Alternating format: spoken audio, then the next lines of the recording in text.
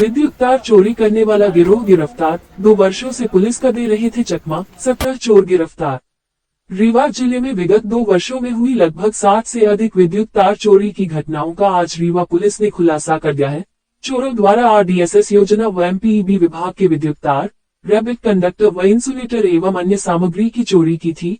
इसके साथ ही रीवा के गुर में स्थापित 750 मेगावाट सोलर पावर प्लांट को भी चोरों नहीं छोड़ा था, वहां से भी केबल व कॉपर तार की चोरी की थी। पुलिस ने कुल 17 चोर गिरफ्तार किए हैं, जिन्होंने 60 से अधिक चोरी की वारदात को अंजाम दिया था। रीवा पुलिस को एक बड़ी सफलता हाथ लगी है। लगभग 2 वर्षों से विद्युत तार सहित अन्य कीमती विद्युत उपकरण को चुराने वाली गैंग पुलिस के हत्थे लग गई है। पकड़े गए ये चोर रीवा सहित इसके आसपास के जिलों में चोरी की वारदात को अंजाम देते थे। रीवा के गुर में लगे सोलर प्लांट में भी चोरी की घटना को अंजाम दिया था। रीवा जिले की पुलिस 2 सालों से आरोपियों तक पहुंचने का प्रयास कर रही थी और करीब 150 सीसीटीवी कैमरे के फुटेज चेक करने के बाद मिले क्लू से आरोपियों तक पहुंच पुलिस ने उन्हें गिरफ्तार कर लिया और एक एक कर कुल 17 चोर गिरफ्तार हुए, जो 2 साल से चोरी की वारदात कर रहे थे। इनमें से 2 उत्तर प्रदेश के कबाड़ी भी गिरफ्तार हुए हैं, जो चोरी का माल खरीदते थे। पुलिस ने कुल 5 क्विंटल एल्यूमिनियम तार, 2.5 क्विंटल कॉपर स्ट्रिंग वायर, 1 नग स्कॉर्पियो वाहन, 2 नग बोलेरो वाहन, 2 लोडर वाहन, लगभग 50 लाख का माल बरामद किया है। रीवा से रमेश तिवारी।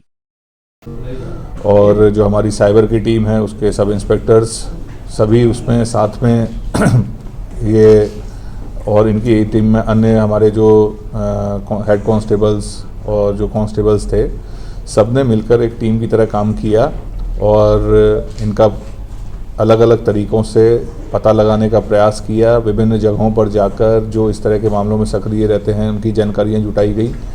जहां जहां घटनाएं हुई हैं ऐसी जगहों के CCTV कैमरे, जो संभावित वाहन इसमें प्रयुक्त किए हुए होंगे उनके बारे में जानकारी जुटाई गई।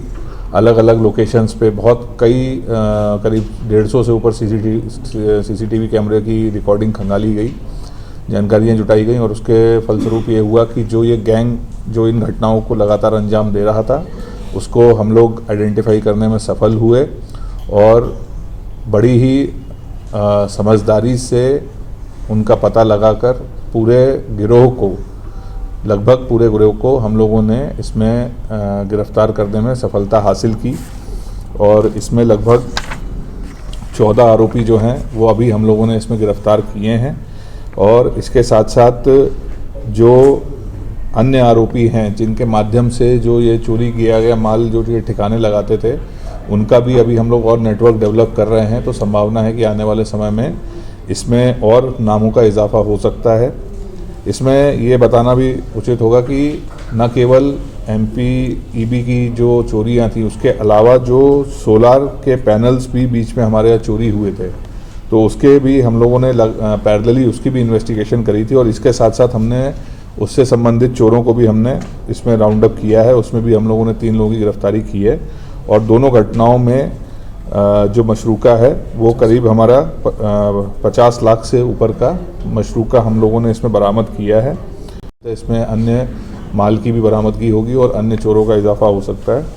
ये पूरी टीम है हमारी, जिसमें मैंने जैसा बताया कि DSP हेडक्वार्टर के लीडरशिप में थाना प्रभारी गोविंदगढ़ जो हैं अरविंद राठौर, थाना प्रभारी गुड़ शैल Yadav, sub inspector cyber cell के गौरव मिश्रा, ASI इंद्रबान सिंह, गुलाब कोल, राम सजीवन वर्मा, सुनील पांडे, द्वारिका पटेल, मनोज द्विवेदी, सत्येन पांडे, राकेश वर्मा, भूपेंद्र करोसिया, शंकर बघेल, आनंद शेखर तिवारी, विपिन यादव, धर्मेंद्र पाठक, सुधीर शुक्ला, मनीष शर्मा, सुभाष चंद, मनोज यादव, मनोज निनामा, सुदर्शन मिश्रा और उमेश मिश्रा।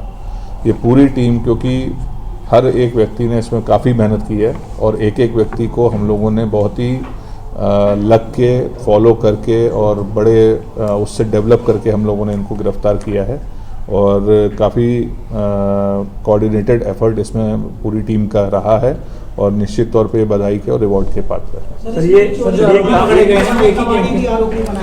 जी बिल्कुल, इसमें जो चोरी के माल खरीदने वाले कबाड़ी हैं उनको भी आरोपी बनाया है। कुछ स्थानीय स्तर के कबाड़ी हैं, उनके द्वारा कहीं अन्य जगहों पर भी इस माल को बेचना बताया गया है, जिसके विषय में भी हम लोग इन्वेस्टिगेशन कर रहे हैं। इसीलिए मैंने बताया कि हो सकता है कि इसमें आने वाले समय में और भी लोग आरोपी बनेंगे। सर, आरोपी जो पकड़े गए हैं सर वो एक ही गैंग के हैं सर? ये अधिकांश जो है वो एक ही गैंग के हैं, बट इनमें से कुछ लोग जो हैं वो अलग अलग कॉन्टैक्ट से इनके संपर्क में भी आए हैं। उत्तर प्रदेश से भी है क्या सर? इसमें कबाड़ी हैं जो उत्तर प्रदेश के हैं, चोर तो स्थानीय स्तर के हैं। सर किस किस क्षेत्र में नाम देते थे ये लोग? ये लगभग पूरे ज़िले में, और इवन ज़िले से बाहर जैसे आपके मऊगंज वगैरह इन सब में भी इनका अलग अलग जगहों पे इन्होंने चोरियां करी हैं। कई थानों में इनके अपराध हैं। उसके साथ साथ जो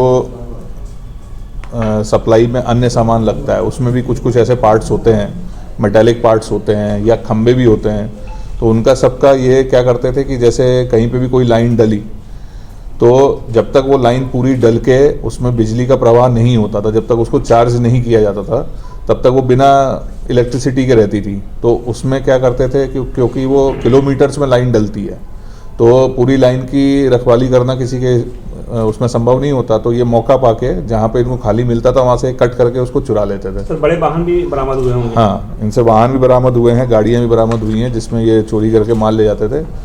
और कई बार ऐसा भी होता था कि जैसे कि मान लीजिए पोल्स हैं तो कहीं लगाने के लिए खंभे उतारे गए, तो अब क्या होता था कि जैसे एक जगह पहले बड़ी गाड़ी आई उसने खंभे उतार दिए, फिर उन खंभों को वो एक एक करके ले जाके गाड़ते थे बिजली विभाग वाले या उनके जो ठेकेदार थे। तो जब बड़ी गाड़ी ने एक जगह उतारा, इनको खबर लगी, तो ये तुरंत उसी समय जाके जहाँ एक जगह खंभे पड़े रहते थे उसमें जितने खंभे हो सकते थे अपनी गाड़ी में लोड करके वहाँ से चुरा लेते थे। तो ये इस तरह से अलग अलग घटनाओं को ये इस तरह से अंजाम देते थे। इसमें कंपनी के अधिकारी या ठेकेदार की कोई भी जगह जैसे लाइन अभी तक तो नहीं आई।